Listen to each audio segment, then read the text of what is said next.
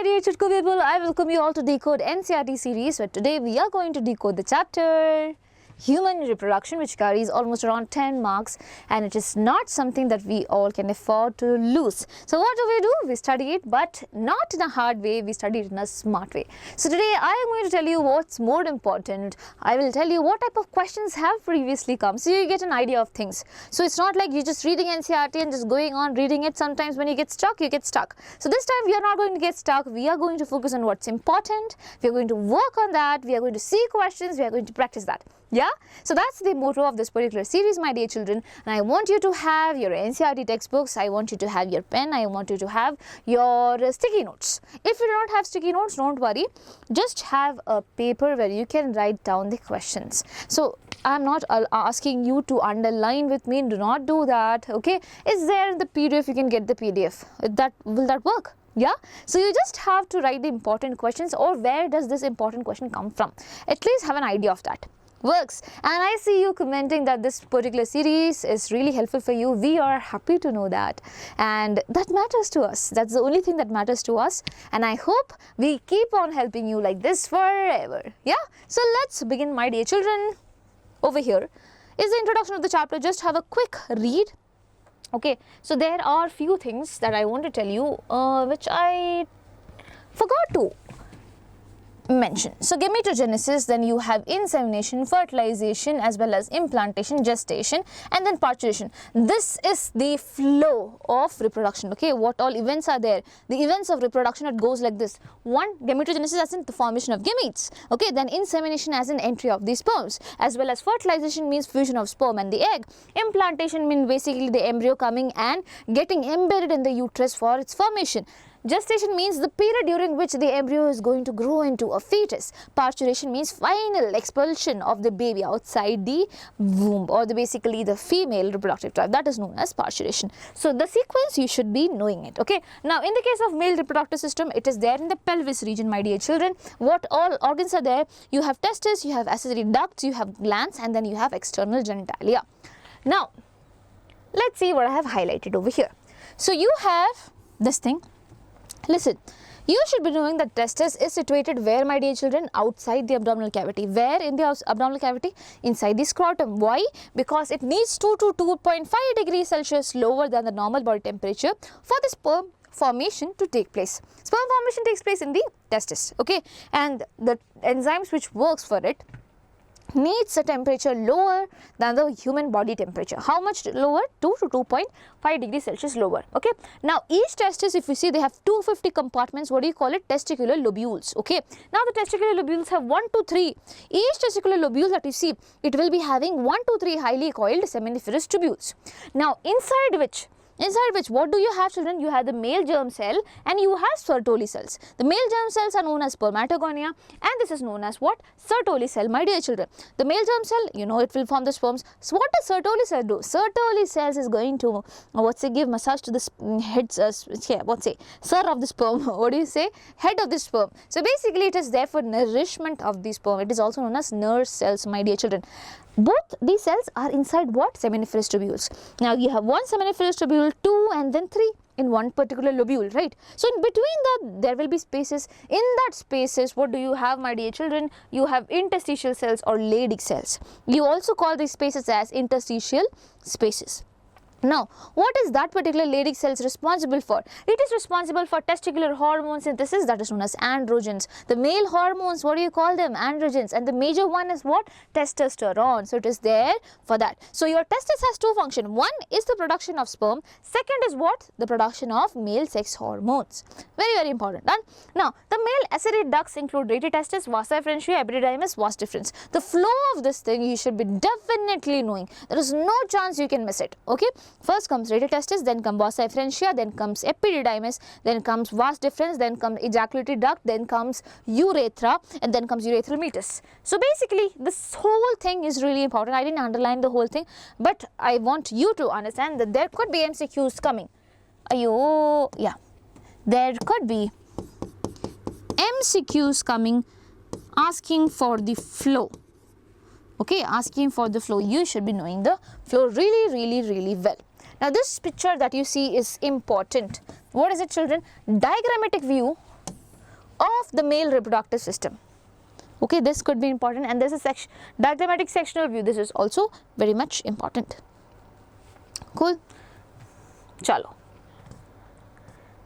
Now you have, this is about the external genitalia, that is the penis. You can just have a read of it, no problem. Here comes another important thing, that is accessory glands. So you have seminal vesicles, you have prostate, you have bulbourethral. You have 3 glands, my dear children. 2 of them are paired and 1 is not paired. The one that is not paired is prostate. Prostate is like a donut shaped thing. Okay, so it is not paired. Okay, it's just alone there. Now, what do they secrete, children? The secretions of these things include what? Seminal plasma. All of them. We say the secretions together, you call it as seminal plasma, which will be rich in what? Fructose, calcium and certain enzymes. So, why are they releasing all this thing? Because the sperms which are going to come from the vast difference and all, it wants to nourish it. Okay, give it energy for the movement and everything. That is why fructose is there. Fructose is released by seminal vesicle. And then we have prostate. Prostate is going to give calcium and all. Calcium is really important for fertilization to happen, if at all it happens. Okay, then bulbourethral gland is there, which is there for lubrication of the penis, so that the sperms can easily travel through, or basically the seminal plasma can easily travel through. Okay, seminal plasma plus sperm is equals to semen. Remember, seminal plasma is secretion of all these 3 guys, yeah, and then sperm comes, you get semen. That is the thing. Okay, so let's go ahead. Now, if we talk about the female reproductive system, everything over here is important, but just like that, how you remember the parts. Similarly, here also there are pair of ovaries along with pair of oviducts, uterus, cervix, vagina and external genitalia, my dear children. And then obviously mammary glands. Here also the ovary also has, ovary and testis, both of them are primary sex organs. So they have the primary function of producing the gametes and also producing hormones. There it was producing testicular hormones like androgens, that is testosterone and things like that. Here it is going to produce ovarian hormones like estrogen and progesterone. Works. So just have a rough idea of all this thing. Now, oviducts, uterus and vagina constitute the female accessory duct. There it was rototestis, vas efferentia, epididymis and vas deferens. Here, the one that carries the egg would be what? The oviduct, then the uterus and then the vagina and everything, the egg and everything. Okay, so it is known as the accessory duct. Now you have different parts of fallopian tube be mentioned over here. Please know it's infundibulum, ampulla and then isthmus. Okay, ampulla is the place where fertilization is going to happen. I am going to show you separately also, but just know. Now this diagram has usually been asked, so you should be having a practice of this. This and the picture that I showed there, over there, where is it? This, please have a practice of it. If you're not if you have no idea how to draw it, you can watch my Brahmasa series I have drawn there. Okay, so draw a label diagram sectional view of what? The human female reproductive system, my dear children. So draw it properly. Now over here, what is important? These layers of you have to read everything. Okay, please read everything. Here, as I said, it's very important. The female reproductive system is totally important. But what is something that you need exclusive attention to?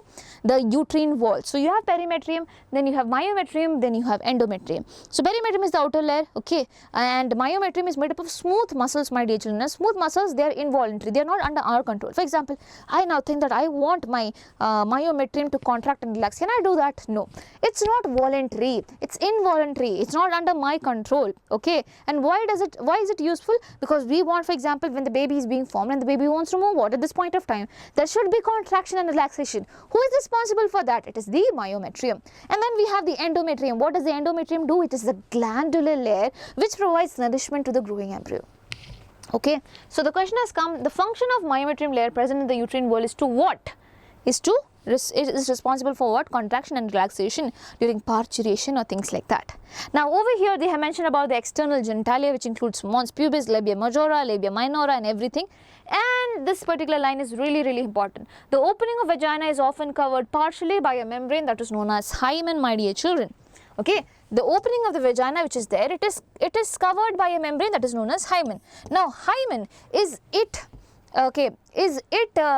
indicator of virginity? Okay, is it an indicator of virginity? The answer is no, because the hymen, which is there for protecting the vaginal opening, basically it can be tore even during physical exercises, okay, even during horse races or cycling and things like that. So it is not an indicator of virginity. People believe so, okay, people believe so, which is absolutely false, and this question has come in the form of assertion and reason. So I am telling you, if it is mentioned that opening of the vagina is covered by hymen and hymen is an indicator of virginity, it should be wrong. It is not an reliable indicator of what? Virginity. So hymen is often torn during the first coitus. However, it can be broken by a sudden fall or a jolt, insertion of vaginal tampon, active participation in some sports, etc., etc. So in some women, the hymen persists even after coitus, that is even after sexual act, okay, it can be still there. In fact, the presence or absence of hymen is not the indicator of sexual experience. Cool, very important. Now comes the next thing. This picture, even though appears that it might have not come, but has come. So draw a neat label diagram of sectional view of mammary gland. Please have a good practice of it, okay. Again, as I said, if you are finding it difficult, do not worry, Jasmine Ma'am is here in the Brahmastra series. I have drawn it, you can draw with me. Even though my drawing is not that great, even after being a biology teacher, but I'll still recommend, okay. I think I can relate to many of you, so you also can relate to me as well, okay, in the diagrams. Now over here, the structure of the mammary glands, it has 15 to 20 mammary lobes. Each mammary lobes that you see is going to open into alveoli. The alveoli is going to open into what? Mammary tubules. Okay, how do I remember it? M-A-T, mat. Okay, M-A-T, mat. So mammary lobes is the first thing, so I am using the first letter. Here also I am using the first letter. Here it is mammary tubules, I am using the second word's first letter. So either way you can remember it. I learned it like this, mat. Okay, after mat I have dal. So let's see dal. So the mammary tubules is going to open into mammary duct. So D for dal, and then it is going to open into ampulla, and then it is going to open into lactiferous ducts. So D-A-L, D-A-L. Okay, so I don't know how you want to remember it. If you can remember it in an easy manner, better than this, you can definitely follow, because I know it's not that great. Okay. Now going ahead, we have spermatogenesis, my dear children, again something very, very important. So it can give you questions like this, where the statement 1 says, the process of release of sperms from the seminiferous tubule is known as spermatogenesis. The process of release of sperms from the seminiferous tubules is not known as spermatogenesis. The process of formation of sperm is known as spermatogenesis, my dear children. What is the process of formation? Okay, what does this particular statement says? Finally released from the seminiferous tubules by the process of spermiation. So here the thing should have been spermiation. The process of release of sperms from the seminiferous tubules is known as spermiation. Okay, now over here the spermatids are transformed into spermatozoa by process called spermiogenesis. Is that true? The spermatids which are formed, okay, in the process of spermatogenesis, spermatids are formed. I say they are kits. What do I say? I say they are kits. So they have to be matured into spermatozoa, and this process is actually known as what? Spermiogenesis. So that is correct. So this particular statement is correct, this is false. But if you would only know if you have studied this. So first things first, spermatogenesis as a whole, okay. There are three important terms over here: spermatogenesis, spermiogenesis, spermiation. Okay, spermatogenesis means the formation of sperms, my dear children. Over here, the male mother cell, that is male gamete mother cell, that is spermatogonium, which is diploid. It has 46 number of chromosomes. It is going to undergo a division, but not all spermatogonia. Basically, spermatogonia undergoes division, mitotic division, and later forms something that is known as primary spermatocyte. I mean, for example, if you have 10 of them, okay, for example, I am a spermatogonia. I divided into 2. Okay, I divided into 2. Now one which is there, I am telling it, you can make sperm. Go, make this sperm. So this one is known as primary spermatocyte, my dear children. It is undergoing mitosis to form this, which is why here also if I have 46 number of chromosomes, this also will be 46 number of chromosomes only. Okay, because this is mitotic division, equational division. Okay, so now the primary spermatocyte which is there, which is having 46 number of chromosomes, it is going to undergo the next type of division, which is known as meiosis. Remember, gametes undergo meiosis for the cells undergo meiosis for gamete formation. So it undergoes meiosis, and meiosis is divided into 2 parts.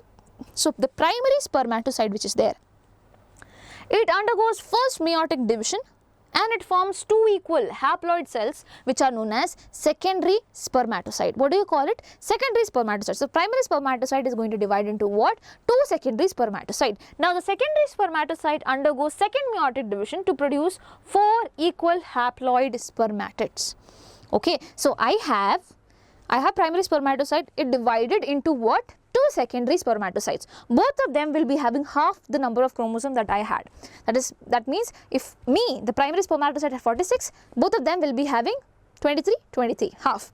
Okay, I have 2. Now this 2 will again undergo division to give 2 more. So 2 over here, 2 over here. How many do I have? I have 4. I have 4. So that was done to make the chapter less boring. Okay. So anyways, the secondary spermatocyte undergo the second meiotic division to produce 4 equal haploid. They are all haploid half, because once I divide into 2, I half the number of chromosomes, because I was undergoing meiosis, my dear children. Now what do I have, children? I have 4 spermatids. These spermatids are like round things, and sperms, they are long, right? So they undergo some structural and functional changes. Okay, and this process is now known as spermiogenesis. Okay, spermiogenesis. Okay, make me myself, that is what it means. Okay, you can think like that. Spermio, let me. Okay, spermiogenesis is there. Now after that, once spermatozoa is being made from spermatids, these guys which are made in the seminiferous tubules would be moving out, and this is known as spermiation, my dear children. Remember that spermatogenesis is going to happen or begin at puberty. Very important thing. It's a small thing but very important. Okay, spermatogenesis begins at puberty, my dear children, because I am going to tell you the difference between oogenesis and spermatogenesis. Oogenesis means formation of oocyte, my dear children, that is the female egg, right? So in there the the whole process starts during embryonic stage. Okay, in the mother's womb only, for example, there is a girl child in there. Okay, at that point itself the process of oogenesis happens. Okay, in the case of males, the spermatogenesis begins at puberty. Please remember that. Now going ahead, the role of hormones. The role of hormones is really important. So you have a very big pardada hormone, that is gonadotropin releasing hormone, or GnRH, which is released by hypothalamus. Now the hypothalamus says that the hormone that I am going to release is going to control 2 other hormones which are released by pituitary. So remember like this, hypothalamus is there, hypothalamus is going to act on anterior pituitary. Hypothalamus is going to release something which is going to act on anterior pituitary. Now the anterior pituitary gland will be releasing 2 hormones, luteinizing hormone and the follicle stimulating hormone. What? Luteinizing hormone and follicle stimulating hormone. Luteinizing hormones acts on the Leydig cells. Where were the Leydig cells? In between the seminiferous tubules. Okay, the Leydig cells, and stimulate them to release androgens. They were releasing androgens, right? So it happens only when LH, luteinizing hormone, comes and acts on Leydig cell. LL, you can remember like that. Now there is one more hormone, FSH. What does it act on? FSH will go act on Sertoli cells. Okay, the Sertoli cells which were providing nourishment to the sperms, right? So it acts on the Sertoli cells and stimulates secretion of some factors which helps in the process of spermiogenesis. What do you mean by spermiogenesis? Formation of spermatozoa from the spermatids. So Sertoli cells are getting activated. Okay, they act on the Sertoli cells. FSH goes and act on the Sertoli cells and say, hey, you release something, no, which will help in the conversion of the kids into mature things, that is spermatids into spermatozoa. Okay, that is known as spermiogenesis. So basically FSH plays a major role in spermiogenesis. The question has come like this: in spermatogenesis, if FSH hormone is not secreted from the anterior pituitary gland, which stage is affected? This stage is affected. Spermiogenesis stage is affected. Okay, please remember. Now the questions have come like this also. They have asked you to write A and B.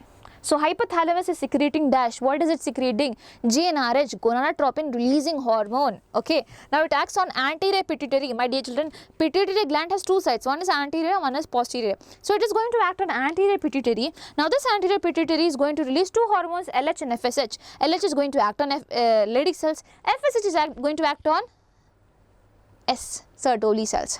Okay, and now this will help in the process of spermatogenesis, inhibin, things like that, whatever. You have testosterone, you have estrogen, everything happening there also. You don't need to be worried about that. At least fill this, which is there in your NCERT. Now going ahead, my hand is paining. I think it's because of writing. Okay, anyways. Okay, now we have the structure of sperm, right? The structure of the sperm looks like this. You have to draw this structure, so please remember to draw how to draw it. You have this, okay, this is the head region, this is the neck region, this is the middle piece, and this is the tail. Over here in the head region you have the nucleus. What type of nucleus? Haploid nucleus. Half the number of chromosomes are there in the nucleus, other half will be there in the egg. Okay, now above this you have something like this, which is known as acrosome, my dear children. Acrosome is filled with hydrolytic enzyme. Write it somewhere. Don't write, sorry, don't write, you have it in your mind. Writing makes you, will make you, since you have too much to write, you will forget things. I don't want you to write. Just focus on your head. Your brain can do it, remember, your brain can do it. You remind your brain that it can do it. Okay, so yes, brain, you have to remember that above the haploid nucleus you have acrosome, which has hydrolytic enzymes, which is going to break open the layers of this egg and going to enter, okay, for fertilization to happen. So that is the use of acrosome, very, very important. Acrosome helps in penetrating the egg. The reason is what? The reason is that because it is having enzymes that helps in the fertilization of the ovum, or basically it is having hydrolytic enzymes, my dear children. The middle piece, what does it contain? It contains lots and lots of mitochondria, so that this particular tail that you see can move easily. So mitochondria is the energy source for swimming. Okay. So rest of the things just read. Over here I have already explained the seminal plasma along with the sperm. You call it as what? The semen, my dear children. Okay. Now comes oogenesis. In oogenesis is initiated during the embryonic developmental stage, when a couple of million gamete mother cell is formed in each fetal ovary. So in the fetus itself, in the embryonic stage itself, this is happening. And what happens here also, same thing. There is oogonia. There will be some oogonia which will be like ready to divide. So it starts division. Okay, it starts division, and now suppose one cell has started division. Okay, one cell has started division. It enters into meiotic division, but there are different phases of meiosis: prophase, metaphase, anaphase and telophase. Pro, meta, ana, telo.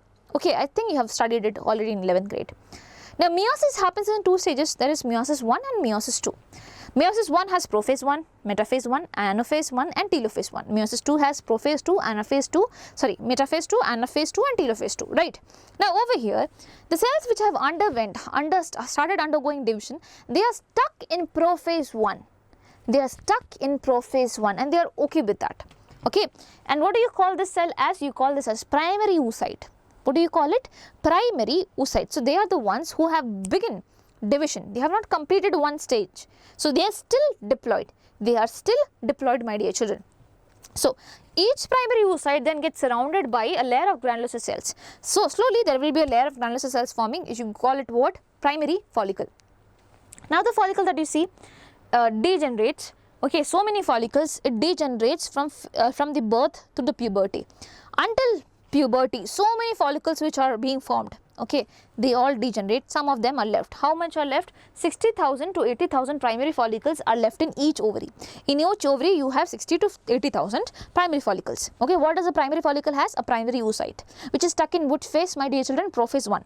Now the primary follicles get surrounded by more layers of granulosa cells and a new theca, and now it is known as secondary follicle. Now it has more layer of granulosa cells and then one more extra layer which is known as theca layer. Now it is known as secondary follicle. Inside the secondary follicle, what do you have? You still have the primary oocyte only stuck in prophase 1. Okay, now listen to me. The primary follicle soon transforms into tertiary follicle. Okay, the secondary follicle soon transforms into the tertiary follicle, and it is characterized by a fluid filled cavity which is known as antrum. And the theca layers which were there, they divided into inner theca interna and outer theca externa. So what happened? You had granulosa cells initially, oocyte, granulosa cells. You call it primary follicle. This primary follicle underwent some changes and is now forming secondary follicle, where what is there? More granulosa cell layer is there and then one extra theca layer is there. Okay, what do you call it? Secondary follicle. Now the secondary follicle is going to transform into what? Tertiary follicle. What changes are going to happen? There will be a fluid filled cavity which is known as antrum, and also the theca layer which was there, it is going to divide into inner theca interna and outer theca externa. So this is now a tertiary follicle. So still in the tertiary follicle you cannot have the primary oocyte. In the tertiary follicle, now it's time for division to happen, to complete. The prophase 1, metaphase 1, anaphase 1, telophase 1 will complete, and finally you will be having secondary oocyte, my dear children. So what happens? It is important to draw your attention that in this stage, the primary oocyte within the tertiary follicle grows in size and first completes its first meiotic division. There are two meiotic division, two stages, right? So it completes its first meiotic division, and what do you get? You get secondary oocyte, my dear children. And now whenever a cell divides, it divides into two. Remember, in the case of secondary spermatocyte only, they were going to divide into two, right? If there is one secondary spermatocyte, it divides into two. That was the thing that was happening, and there you had two secondary spermatocytes. So together you had four sperm being forming an egg. But over here what happens? The primary oocyte, when it divides, okay, the primary oocyte, when it divides, it is going to divide into secondary oocyte and one polar body. Instead of having one more secondary oocyte, it is having one polar body which does not have much use. So delete it. You just have one cell still left, which is going to undergo the next round of division, that is next round of meiosis, meiosis 2. Okay, so this is known as secondary oocyte. The other one is not there. Now what happens? The tertiary follicle further changes into mature follicle, or what do you call it as? Graphian follicle, my dear children. The tertiary follicle which is there, it is going to form a mature follicle or Graphian follicle. Inside the Graphian follicle, what do you have? You have the secondary oocyte itself. But now the secondary oocyte is going to form a new membrane. It's a very important thing. New membrane is known as zona pellucida. Secondary oocyte itself is going to form a new membrane, zona pellucida. The Graphian follicle now ruptures to release what? Secondary oocyte. Slowly. Okay, so listen to me carefully. You have the secondary oocyte. Secondary oocyte says that I am going to make a new layer around me, and that is what? Zona pellucida. There is one more layer which you call it corona radiata, but it is not found by the secondary oocyte. The secondary oocyte is going to form just one layer, that is zona pellucida. Okay. Now the Graphian follicle now ruptures to release the secondary oocyte from the ovary by the process known as ovulation. So when I say maturation is happening, not every follicle is maturing. Only one follicle might be maturing towards the end. So over here it might be Graphian follicle, and this Graphian follicle will rupture to give out the secondary oocyte. Remember, secondary oocyte is being released. Egg is not still being formed. Secondary oocyte is stuck. In which phase, my dear children? Primary oocyte was stuck in prophase 1. What about secondary oocyte? Secondary oocyte will be stuck in metaphase 2. Don't know if it is written over here. It's not written. Okay, it is stuck in metaphase 2. Still it has not completed division. It will complete division. This is again very important question. Secondary oocyte will complete its division when fertilization is going to happen. Chalo. Draw the schematic. Okay, first starting from here. Zona pellucida is formed and dissolved by. Zona pellucida is formed by secondary oocyte. Dissolved by what? Dissolved by sperm. Right. Sperm has what? I told you hydrolytic enzyme. So it will be after fertilization, before fertilization, what? So basically before fertilization only, right? Before the egg and the sperm fuses, before that it will be happening. So secondary oocyte dissolved by before fertilization. Yes. Okay, I just want to check it. Even I am confused. What do they mean by before? But I'll let you know. Okay. Anyways, that is the case. Now over here, the ratio of spermatozoa and ova produced formed during spermatogenesis and oogenesis is respectively. So over here, this was the oogonia. Okay, oogonia formed primary oocyte, which was stuck in some stage. It underwent division. What do you get, children? My dear children, this is the primary oocyte which is there. This primary oocyte underwent division. You got secondary oocyte. Instead of having one more secondary oocyte, you got the first polar body. Now the secondary oocyte will also undergo division, will complete meiotic division later during fertilization. Okay, at this point of time it will give ovum and second polar body. So here at the end, from one particular oogonia, how many ovum are you getting? You are getting just one ovum. But on the other hand, if you see, this is the primary spermatocyte. It divided into two secondary spermatocytes. Okay, it divided into two secondary spermatocytes. The two of them will divide. Again you get spermatozoa. How many of them? 4 of them. So from one cell, how many did you get? 4. From one cell, how many you got? 1. So 4 and 1. So the ratio of spermatozoa and ova formed during spermatogenesis and oogenesis is what? 4:1. Okay, it is what? 4:1. Now to produce 2000 sperm and 400 ova, how many spermatogonia and oogonia are required to produce? Just a second, okay? Ayo. 2000 sperm, my dear children. Okay, and how many? 400 over. So 2000 sperm in every, how many sperms are being released? 4. How many sperms are released by one cell? 4. So I will say 2000 divided by 4 gives me what? Basically 500 spermatogonia required. 500 spermatogonia, each of them will be giving rise to 4 sperms. So I get 2000. Now over here, what about oogonia? Only one oogonia gives one egg. One oogonia gives me one ovum. So obviously I will require 400 oogonia as well. Okay, I need 500 spermatogonia, I need 400 oogonia. So if you do not know 4:1, so you might mess it up. Okay, you might mess it up. Ayo. This picture is really important. Draw the schematic representation of spermatogenesis. You should be knowing it. Just give me a second. I will drink water and come. Okay. So let's begin. Yeah, menstrual cycle. Now first menstruation, what do you call it? You call it menarche and menarche, or basically the last one you call it what? Menopause. So the terms might be given and you might have to explain it a bit. So just give a rough explanation. The first menstruation is what begins at puberty and it's known as menarche, and the last is menopause. Okay. Now one more thing, the cycle is of 28 to 29 days, and the menstrual the ovum, when it is released, the ovulation, when does it happen? In the middle of the cycle. So if 28 is the total cycle's duration, then what is the middle? 14th day. So we say on the 14th day the ovulation cycle happens, or the ovulation happens. Okay. Now distinguish between menstrual cycle and estrous cycle. Menstrual cycle is seen in the case of primates, whereas when you talk about estrous cycle is seen in the case of non-primates, for example cats, dogs and things like that. Whereas menstrual cycle you see in the case of primates like monkeys, apes and us human beings, my dear children. Okay. Now over here again the detailed explanation of this you can get it where, my dear children? You can get it in the Brahmastra series. I have explained it really well over there. Okay, now just wait for this to get loaded. This picture is really important. You should be knowing what hormones are they talking about. So here they have mentioned FSH and then we have mentioned LH. So in the case of females also they have a very important role to play. Follicle stimulating hormone as well as luteinizing hormone. Who releases them? Pituitary gland, my dear children. Anterior pituitary gland. Under who is responsible for that? It is GnRH, that is gonadotropin releasing hormone released by the hypothalamus. Okay, and then there are two other hormones, estrogen and progesterone, being released by our ovary. That is separate. So ovary release them and FSH and LH is released by pituitary gland. You should be knowing it. Now over here see, there are different phases. One is the menstrual phase where the blood is being shut down. Then is the follicular phase where the endometrium which is shut down is going to reform again slowly. Now at this point of time it is follicular phase. Obviously one of the follicles might be maturing. So there are so many follicles in the ovary. Okay, one of them will be undergoing the maturity to become what? Graphene follicle. And inside the graphene follicle what do you have? You have the secondary oocyte. So this follicle which is there, it is maturing to form what? A graphene follicle. As you see, this is happening in the follicular phase.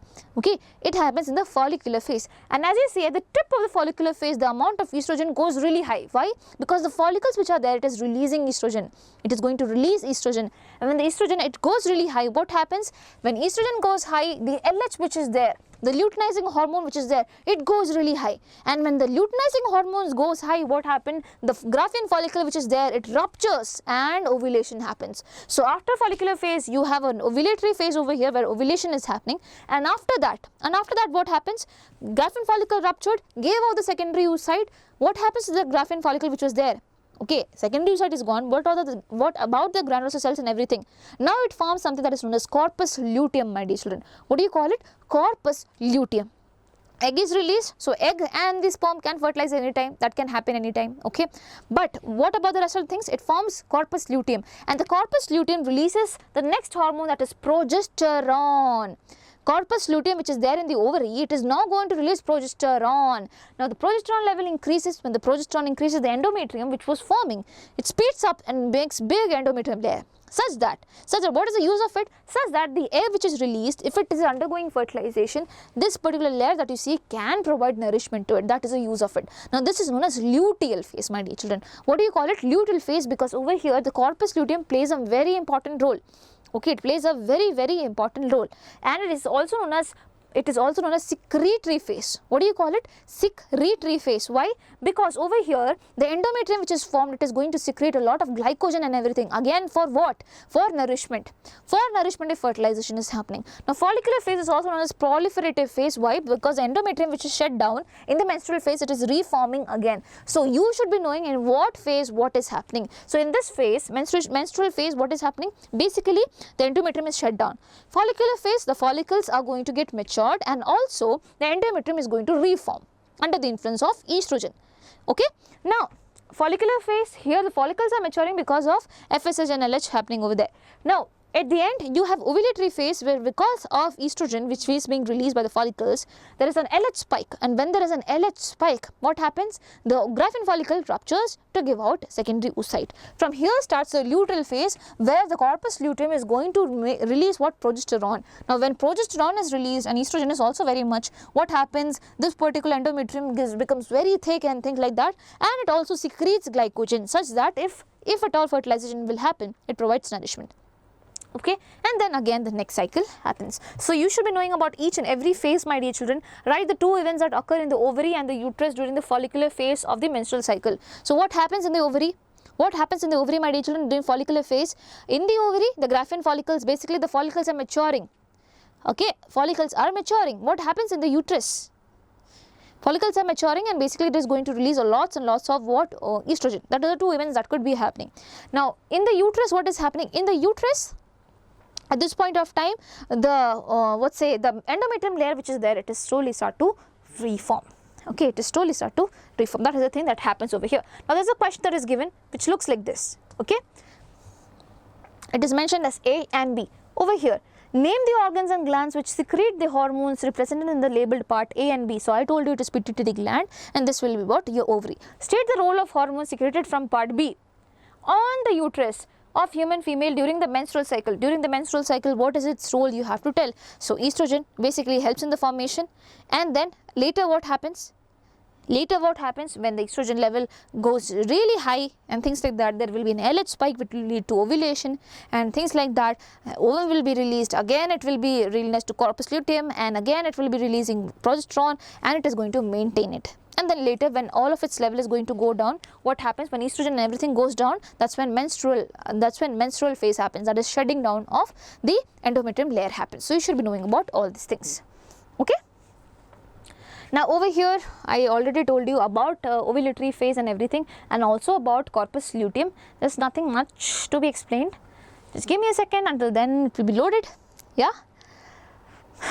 Today I feel there's a less energy in me. I don't know why. So menopause, I already told you, it happens around 50 years, right? Now fertilization, implantation, fertilization happens in the ampullary region, my dear children. Now over here it is mentioned about fertilization, what happens during fertilization. A sperm comes in contact with the zona pellucida layer of the ovum and induces changes in the membrane that block the entry of additional sperm. So once the sperm comes in contact with the zona pellucida, it is going to bring out lots and lots of changes such that no other sperm can come and fertilize. Okay, the secretion of the acrosome helps the sperm enter into the cytoplasm of the ova through the zona pellucida and the plasma membrane. This induces the completion of meiotic division of secondary oocyte. Now at this point of time, the secondary oocyte finally completes its division. When it is coming in, when the sperm is finally coming in contact with the egg. Okay, egg's membrane. The second meiotic division is also unequal and results in the formation of second polar body and one haploid ovum which is there. Now over here, secondary oocyte released during ovulation can't be fertilized by sperm. Cause, what is the reason? If the secondary oocyte which is being there, it is being released, okay, it is not directly fertilized by the sperm. Why? Because it has not completed meiosis 1, no, it has not completed meiosis 2, it has not completed mitosis, it has undergone mitosis, children, it has not completed meiosis 2, which is why it cannot be fertilized. Okay, once it undergoes what's the total division, that's when everything will be, fusion will be happening.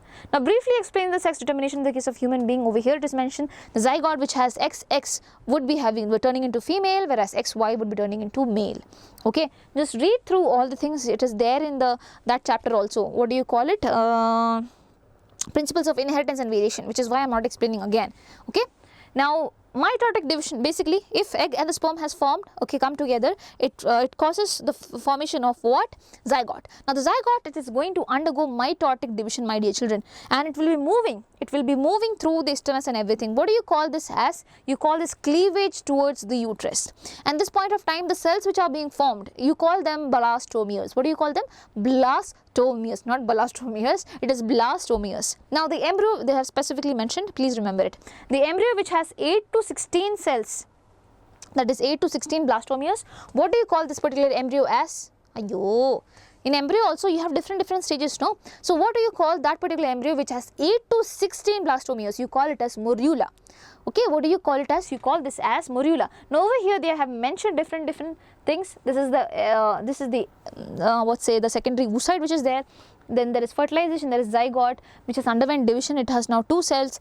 From 4 it has become 8 or something like that. It is morula. So over here in E, it's at the end. It's at the end, the morula is at the end. Then again it has divided, it has formed F and G. What is G, children? It is blastocyst. What happens in blastocyst? The cells which are there, it arranges into 2 type of cells. The outer layer is known as trophoblast and the inner thing that you see is known as inner cell mass. The outer layer, it is going to help in the embedding of, in the formation of placenta.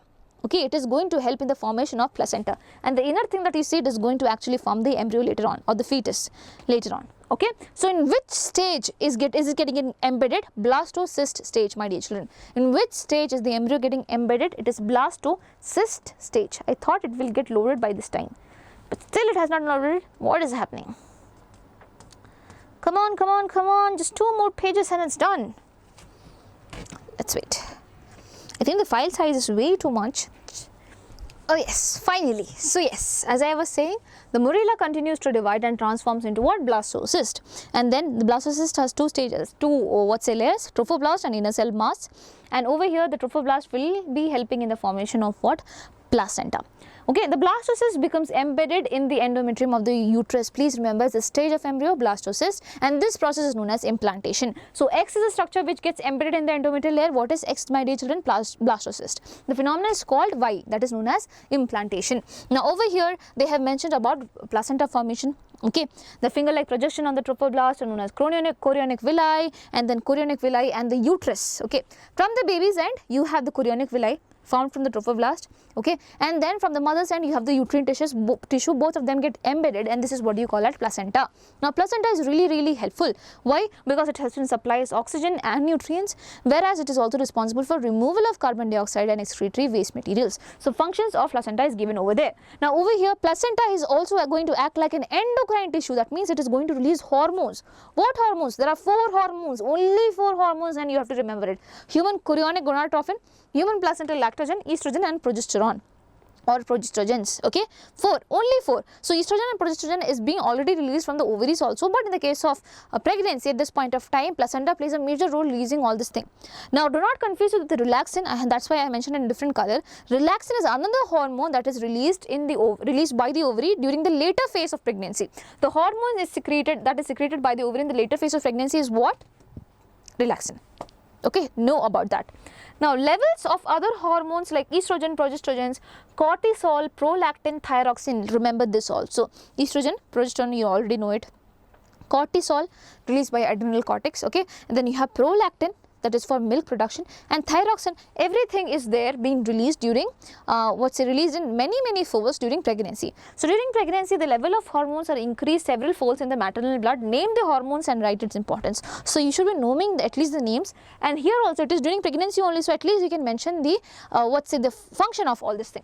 Okay, now human chorionic gonadotropin, which is there, it is responsible for maintaining corpus luteum. You remember corpus luteum, which was releasing progesterone way too much, so it is for that. And now this progesterone, estrogen which is there maintains the endometrium. So if the endometrium is not maintained, obviously the baby cannot come and the embryo cannot come and implant. That is the reason. And human placental lactogen, it's there for increasing the lactation facility and things like that, and also for providing a lot of other functions as well.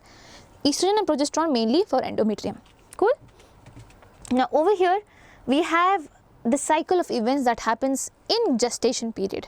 So in 1 month the embryo's heart is formed, okay, and the first heartbeat sound, the first sign is basically heartbeat sound. It's because the heart is being formed in the first month itself. Okay, by the end of the 2nd month you have developed limbs and digits, my dear children. There will be limbs and there will be digits as well. Now the end of 12 weeks, that means the 3rd month, the first trimester. You have organ systems being formed such as limbs and external genital organs as well. Now, fourth they have skipped, directly fifth one which is mentioned. Okay, the first movements appear in the 5th month and also little amount of hair also.